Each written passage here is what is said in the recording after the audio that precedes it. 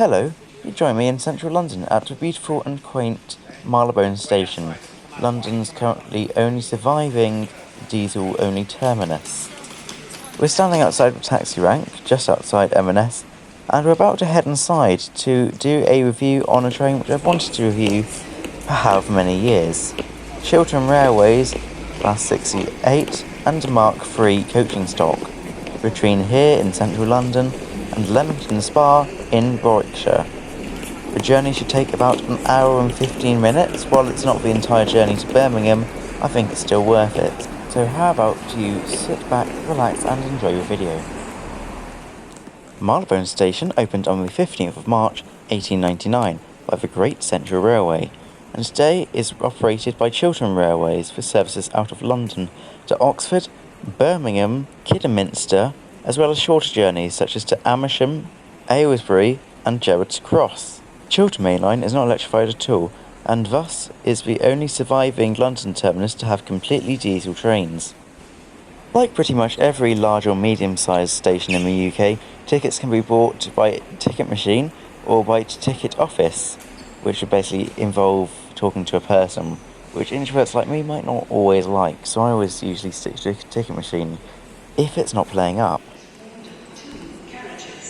Chiltern Railways doesn't do catering anymore on their services, and even when we did, it was mostly in the business zone on the silver sets, like the trains we're going to get. And thus there are many eateries and shops at Marylebone to prepare you for your journey, such as Greg's, Upper Crust, W.H. Smith, Boots, M&S and Pret. With sustainability important in today's world, I like how Marylebone has a recycle your coffee cups scheme. I spotted some other places have it too. There are plenty of PIS screens to show where your train is, as well as one which basically says where your next train to Oxford and Birmingham is. A lovely quaint ticket office, and a beautiful Network South East sign from back in the day. There's also lots of signs to show where the London Underground Bakerloo line is. There's also plenty of seating and maps to show your way around London if you've just arrived. Right, on to the reason why you're watching this video. Let's head down to the platforms. The train that I'm catching is for 12:10 from Marylebone to Birmingham Moor Street, calling at Wycombe, Banbury, Leamington Spa, where we'll get off, then Warwick Parkway, Solihull, and then arrive at Birmingham Moor Street. Marylebone has 6 platforms, with 1, 2 and 3, mostly used for long-distance regional services such as to Birmingham and Oxford and Kidderminster. It can be used for short-distance services too. Platforms 4 to 6 are used for short-distance services. They're a bit of a walk to get to, and are hidden. Right, so our train's going to leave on platform 3.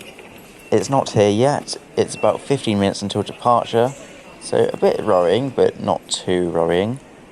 Let's head over to the front, where we'll sit for our journey. You can also see platforms 4 to 6, which are a long walk down this platform to get to. I don't get it. Short distance services require a long walk, but if you're going far, you just have to have a quick hop on. To your right, you can see a class 168, which do the majority of long distance services, such as ones to Birmingham. They can be anything from 2 to 4 cars and can be coupled up to do 6 car services. There's also bike storage to the left of this platform. As most trains are pretty short, apart from the loco hauled services, many can do platform sharings from 1 to 3, as you can see here. Towards the end of the platform out of London, there's a 165, which mostly does short distance services. They're not the nicest of trains, and one you no longer can see in camera is a 168. Pretty comfortable and pretty nice. They're good for their long distance services. The flaw of these new platforms 4 to 6 is that when a train comes, it's very busy, especially when you're trying to rate on platform 3. It's a bit of an inconvenience. Anyways, here comes our chariot for today, being dragged along by a DVT, that's driving van trailer, commonly mistaken as a Class 82. It's not, it doesn't have a class number, they're very different things. Here it comes. I think it did a service from Princess Risborough to Marylebone this morning and then went back to depot. I'm not actually sure though. Slidey windows, slammy doors. Shame that slam doors aren't really on that anymore. For people who don't know, basically just old British trains, such as this one, used to just have like doors which you had to open by hand, and the slam sound of them was just really satisfactory. They were removed because of window hangers who would stick their heads or their cameras out the sort of windows, because you could do that, and the death risk was pretty high. Anyway, they've been replaced with more accessibility friendly ones. Right, should we get on our chariot then? Oh wait, it appears the doors haven't opened yet. Let's try. Nah, they haven't opened. Well, there's still time. Now this is a true enthusiast journey. Proper Mark 3s, proper Mark 3 seating. Yeah, it's a bit PRM disability like requirement fixed with all the automatic doors and no long slam doors. But hey, let's go on. The enthusiast carriage. They've changed the seating a bit. They've installed new seats. Most haven't changed though. Right, so the 68 since I've been on them, or Mark 3s, have two types of seats, so I'll do kind of like a double or triple seat tour to see what all the different types. So you've got a first priority seat, XLNER seating. It looks nice, it looks comfortable, but it's a bit firm. You get a table, flip back table, which is got a nice thing to keep it stable. I've got one plug socket, but it is a one-seater, so I'm not going to complain. A movable armrest, not something you usually see. I say movable. And amazing legroom. It's fairly good. And you get to 68. So, pretty good seat, minus comfort. And then let's try the original Mark 3 seating. Low back style. That's a normal one. Let's try this one here. Right. Much more comfortable, much more low down, much more nice.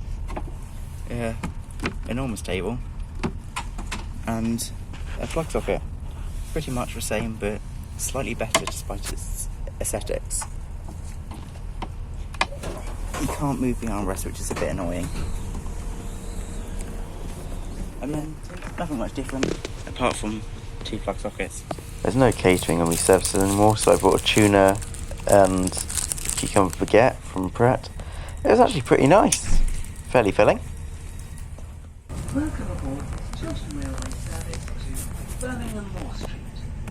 Calling at High Wycombe, Banbury, Leamington Spa, Warwick Parkway, Solihull and Birmingham Moor Street. It's been a while since I've seen bins in between seats of trains. It used to be on the 313s, I remember. It's usually just around the vestibules now. I'm loving the nice airy atmosphere. Luggage racks, which are provided because it's long distance services. Lovely mainline branding. It's not really necessary, but I fit it in anyway. I love how these trains have curtains, proper blackout curtains.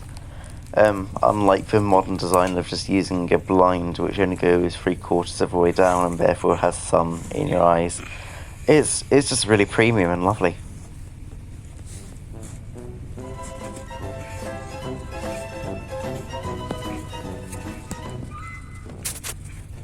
Rightio, it's 12:10. I guess it's time for us to depart.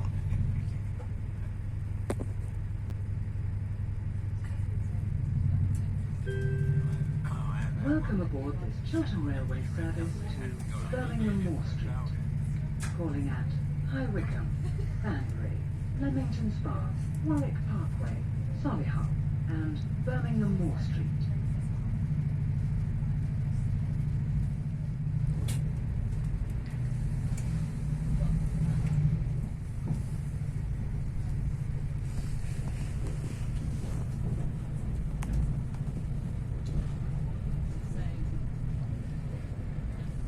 Slowly heading up the Chiltern main line, and the best thing about it is that you just get view of the tube, both the Jubilee line and Metropolitan line.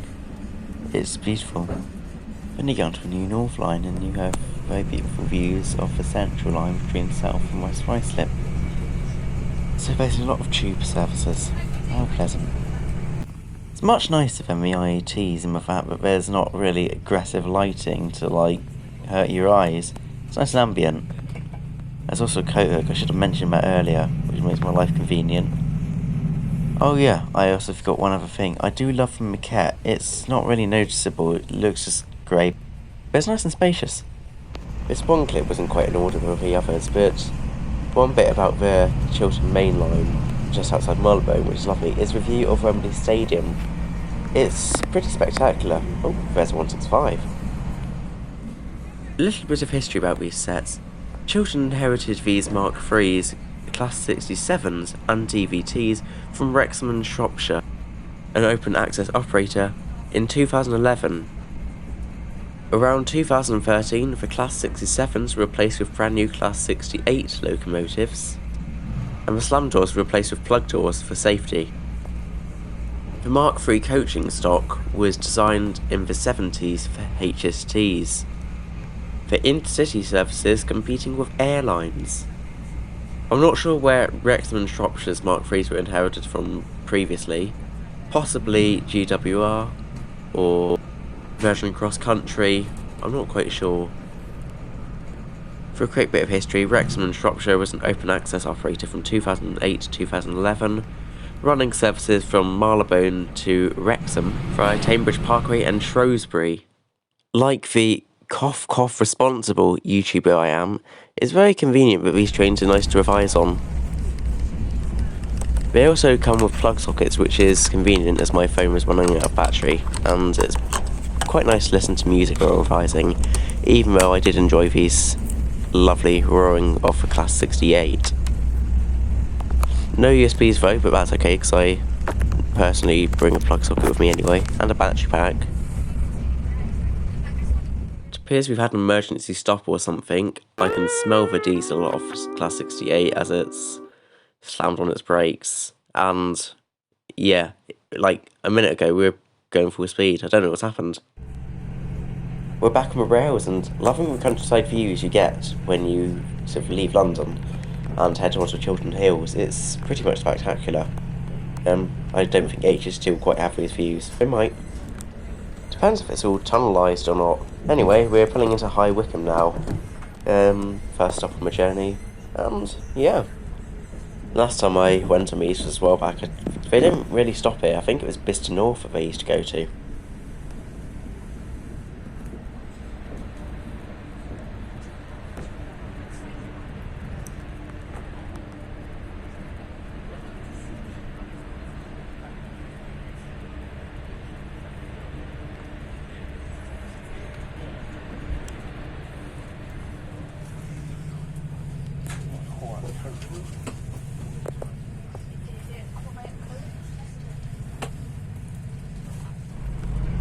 Out of High Wycombe now, back to the great views.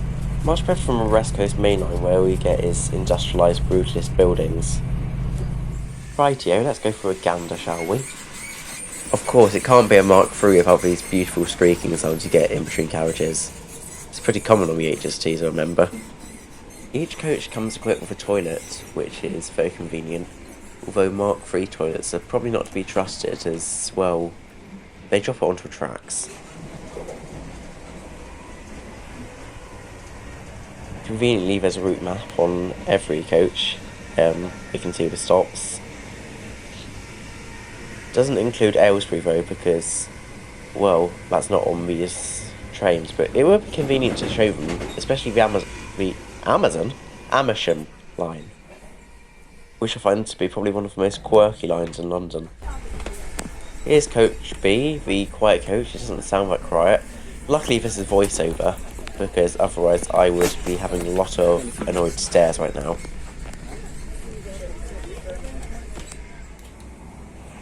These Mk3 interconnecting coach doors seem to have seen better days. I did not realise it was by sensor you literally had to shove your hand in front of the sensor to open it, and trying to open it manually is not really a great idea because I'm not that strong. Finally I discovered that. And in the final coach, coach 6, you can find the business zone. There used to be a cafe here selling train food for extortionate prices, but they seem to have stopped that a while back. Business zone, it's not much different to standard. It's 1+2 seating. I don't even think the seats are that much more exciting. It's accessible though, so I guess that's a benefit. The real question is, do they even do business zone things anymore? Or is it just like declassified? Anyway, let's do a quick business zone seat tour. Quick because there's staff member on the train and I do not want to get in trouble. The only thing's different is that the seat is more plump, although the comfort's about the same. There's slightly more legroom, and there's an antimacassar to show you on business zone, but to be fair, you could pick that up if it's made of Velcro and stick it on your seat anyway. At least it's not completely plug doors now, with the buffet compartment having slam doors. Although it's not used by passengers, it's a nice touch from the sort of golden ages with the Mk3 original design. Great success. Keep saying that. I still can't open these doors. That one was easier. I mean, you can press a button and this one's open already. Into a wonderful world of screen recording. Let's see if there is any Wi-Fi for Chiltern. There is. However, I tried it and it doesn't seem to work, so I mean, that's rather unfortunate. I was also able to find details about the train on real-time trains, so I was able to see in the morning if the silver sets were operating on the 1210, which is what I'd booked, and throughout this journey I'm able to see that we are pretty badly delayed, which people would see as bad, but I mean, at least you get to spend more time on the 68, so I guess that's a benefit. While Mk3s in the past and still today are capable of doing 125 if not more, the Class 68s are limited to 100 miles per hour, which is still pretty good, and to be fair, it means you get to have a nicer gaze at the countryside, whereas Avanti West Coast and stuff with 125 miles an hour is more about, you know, getting there quickly for high sky fees which really aren't worth it.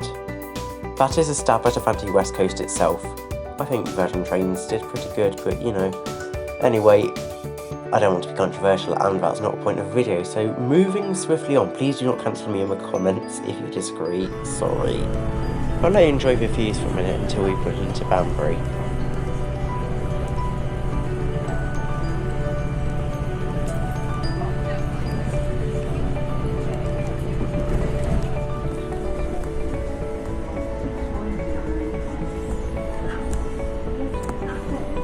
Run from it.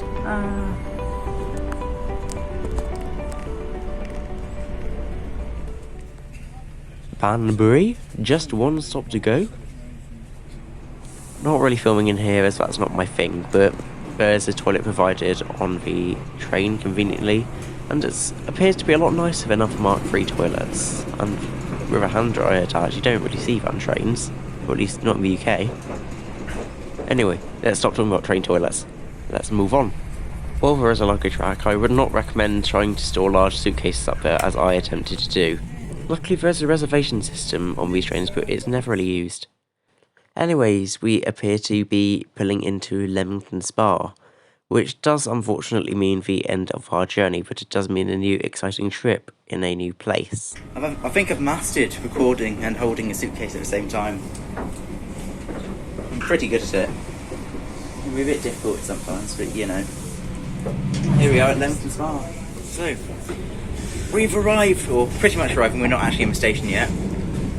We're going over Leamington Spa. Now, that means I have to do a judgment on the journey. How was my Chiltern 68 experience? Well, to say it was good, it wasn't good. It wasn't great. It was outstanding.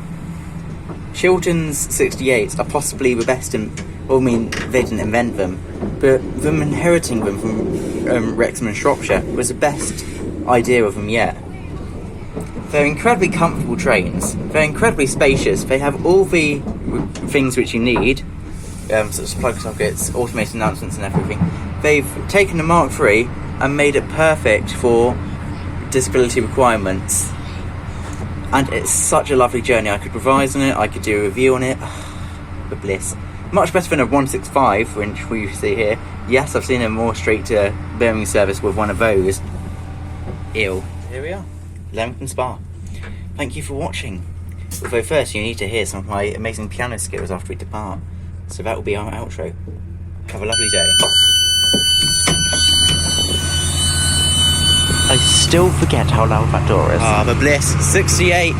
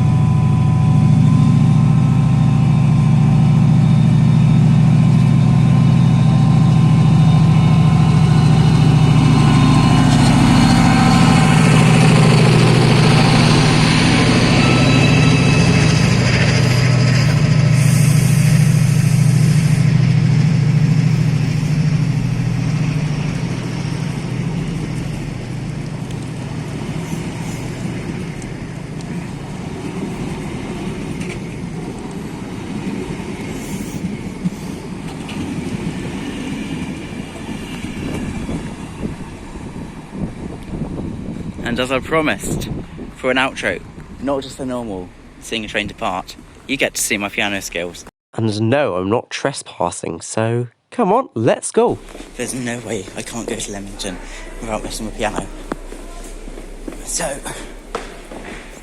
let's go over to the other platform. I'm going to run because I don't want someone else to take it. Make it look like I'm about to miss my train.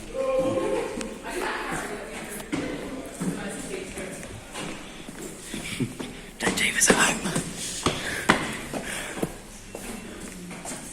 As I said, don't drive us at home.